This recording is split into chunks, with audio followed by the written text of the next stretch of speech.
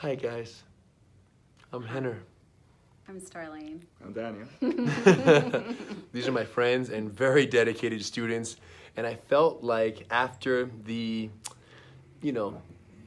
deceivingly mischievous video that we posted today regarding the number of, relationships that are adversely affected by jujitsu addictions, I felt like meeting with, these two amazing students and friends and having a little discussion about families who train together, stay together. I thought it was a good time to do that because, and someone asked me, Henna, why are you wearing a blue belt in the video?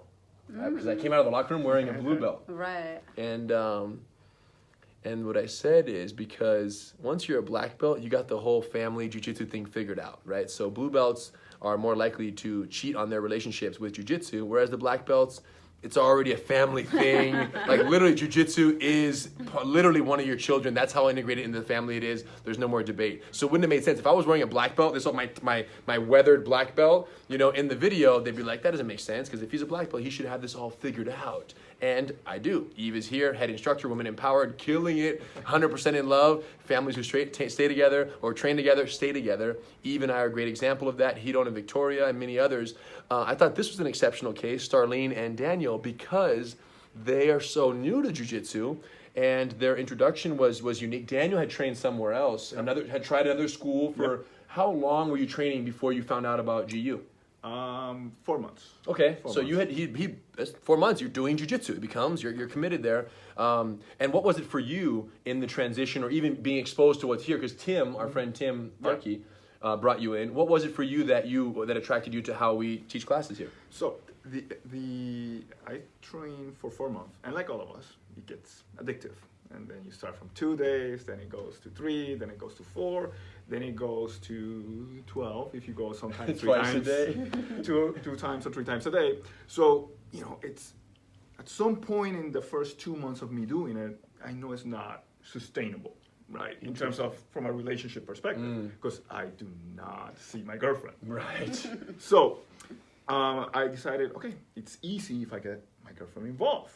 Now, in other gyms, and kind of this is the experience where I thought, well, I have to move, is, well, they talk about female students, right? And not nice things. Interesting. And I'm not saying that I'm a saint, Right. But I'm saying that The culture. right? Yeah. And the respect for a student, because above all, that's your student. Yeah. Needs to be respected. That wasn't there. And I was thinking, well, certainly my girlfriend, I'm not going to bring my girlfriend Not going to bring her here, yeah. Not my sister here. Yeah. So where can I go? And here I came. And not only was it I think here you have jiu-jitsu for everybody, right? There is certain level of intensity if you want it. There is male jiu-jitsu. There is the women in power classes. And for her, I knew that if she learn jiu-jitsu the right way, just like everybody, you are gonna get hooked on it. Right. Oh, It's gonna happen. It is unavoidable.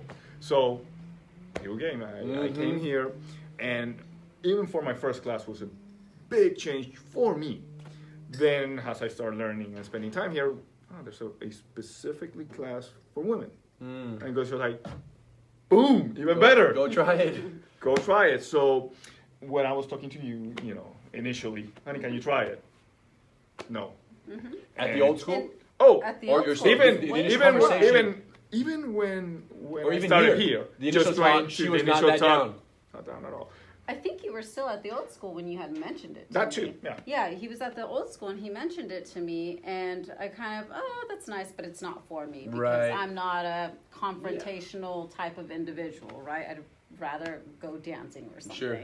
And then when he started here, he was so excited. He came home and he was like, "No, Starlene, you're gonna love it." And when Got he it. says Starlene and not honey, Got it, it's got like, it. okay, I gotta take it Got it, serious. got it, got it. When he says So- your full name. Exactly. So he brought me in, and the moment I stepped in to just Gracie University, from the appearance to the people to just the overall culture, you feel it. It starts with the mat at the door where it says leave your ego at the door. And that is what exactly caught my attention.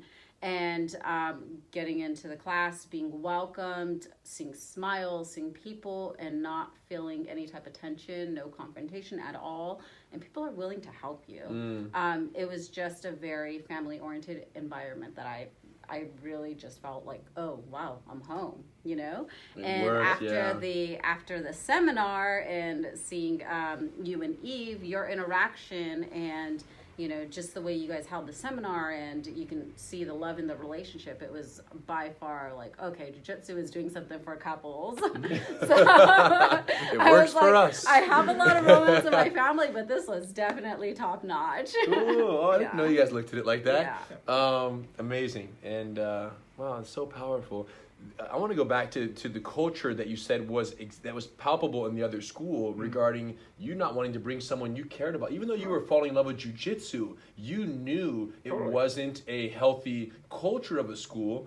And this is not exclusive to where you were training. And I know that was probably the only school you've ever trained at besides here. Right. But this is unfortunate, is that when you have something like jiu-jitsu where there's close proximity and people are training like this, and we're grappling, and men with women and men with men and women with women, and all these interactions are happening, if there isn't the highest level of preservation, of respect, dignity on the mat, and consideration for your training partners, and man, it can so easily spiral out of control. And when the head instructor oftentimes is involved with the disrespect, then it's almost like it sucks you in as a student. You might come in there with the right mentality of respect, and before you know it, you're perpetuating that which has been essentially taught to you. And we try to do the same thing, but in the opposite, right? Where starting from the top, even between Eve and I, or Hiron and I, or other teachers and I on stage, there's so much respect there that we're teaching the students how to treat each other by our own interactions. And and that's why we have what we have today, which is over 1,000 students, and the level of respect amongst the students, what we're most proud of, and why you can bring someone you care about and know. And your sister now trains as well with us. Absolutely, my sister, my nephews. The nephews. Yeah. So, brother tried it out. So it's working out for them now, you guys. And I know there are families out there who either have reservations. And here's what I love is that if Starling would have tried a class at the other school, there's a good chance that it would have been so negative, both in the training of it and just the energy of a building. This has happened where she wouldn't have given it another chance. Right. Absolutely. And that to me is, part of the reason why Eve and I are so heavily behind Women Empowered, because we know that no matter where you live in the world, if Women Empowered is her introduction to jiu-jitsu, whether it's in person at a school of ours or via a video program where you're training together in a transformed bedroom that has mats and TVs in it now. Yep. Tell them about that room. Tell them about that room. So it's your idea. So we have a 4-bedroom house. It was ultimate victory room. We have a 4-bedroom house, no kids, 2 dogs, with 2 guest bedrooms. I mean, you just don't have enough family that comes over all the time, especially my family's up north. Right. So what do? Convert. Get mats. Oh my gosh. And you mount a television. And you have fit-jitsu. And jiu-jitsu. And watch lessons. You can do whatever you want. I saw the room, you guys. It's a legit little Gracie University little branch academy in their house. So fully legit training center. And, normally, how does that conversation go? Honey, I'm going to put mats in this room. What? No. That's a normal conversation if you didn't use Alavanka to bring her in, make her fall in love, or help her fall in love, I should say, and then let her flourish in her own jiu-jitsu career to where the idea of bringing mats becomes her own, and say, hey, we have all these extra bedrooms, honey. Let's put this down and get mats in here. So this is the right way to go about it. But at the core of this successful introduction is a way of training for women that speaks right to them. Like there was no ambiguity from your very first class about what we were teaching you and why we were teaching it to you and the application of the moves you're learning. And the problem is jiu-jitsu is beautiful. But if jiu-jitsu is taught to women with a one-size-fits-all, just here are some sweeps and some techniques and some chokes and some submissions and some escapes and some at some point they go, wait a minute, how does this even apply to my life? Right. Whereas Women Empowered is jiu-jitsu through women's self-defense lenses. It's still the same leverage, still the same principles of distance management as you've seen, and you watch those lessons, you're like, wow, they're learning all the same stuff. Absolutely. But it's spoken through a language that is specifically a dialect for women and real problems that they encounter, which is why when you begin with women, you have to speak to them, not just throw jiu-jitsu at them. Every single lesson, every single slice, they have to feel like, wow, I can't believe I made it this far in life without this particular move right here. Absolutely. Like this move, I wish I would have known it 15 years ago in high school, and it would have been great to know. That's the level of conviction with every single slice, because you can lose them in one day, one bad experience, or one class where they go, why did I even do all that?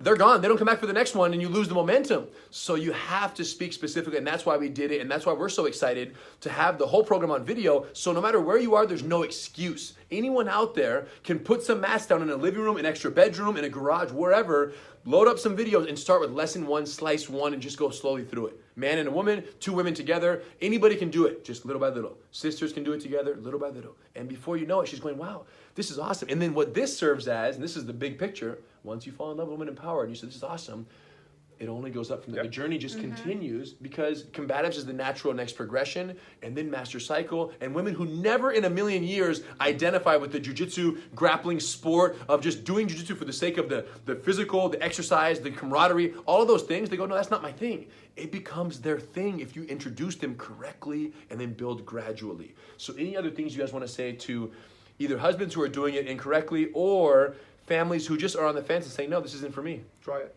Try it. Try it. How many certified centers are there? There you go. There you go. So just go to a certified center and try it. It's the same thing I told her. Yeah, just give it a shot. Try if it. you love me, try it. Try it. If you Try guys it out once. there love me, try it. Because I love you. If you're a female and you think jiu-jitsu is not for me, I hear it all the time. You do jiu-jitsu, you don't look like you do jiu-jitsu, and it's not for me. And I'm thinking, try it. Just try it. Let me help you try it. Come to Gracie. And here's the problem. We have some women who are watching who said, I tried it and I hated jiu-jitsu. And that's what I'm talking about, is that the introduction was wrong, right? Yep. Don't kill jiu-jitsu because the delivery of jiu-jitsu was wrong. We talked about this last time. Don't kill because the delivery guy dropped your pizza and flipped it upside down on the way over there, doesn't mean pizza is bad. Don't let the messenger kill the message.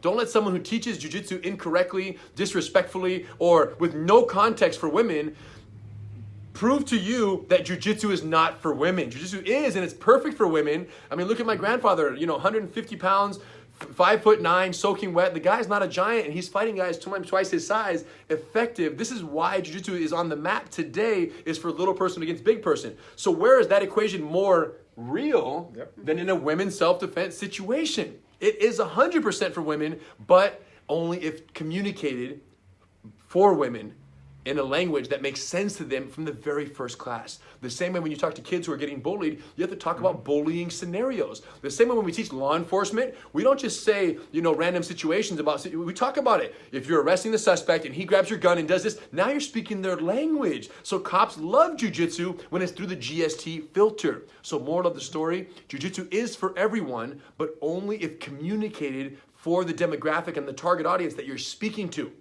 Welcome to Gracie University. All the programs are online, all of the CTCs, and if you don't believe it, come here any day of the week, and you're going to see these two over here taking notes, choking necks, and that's what they do. Or training in their house, which is freaking crazy. I mean, I don't know how to get rid of them, so, Every day's greeting. We appreciate you guys. Thank you very much. You guys are awesome.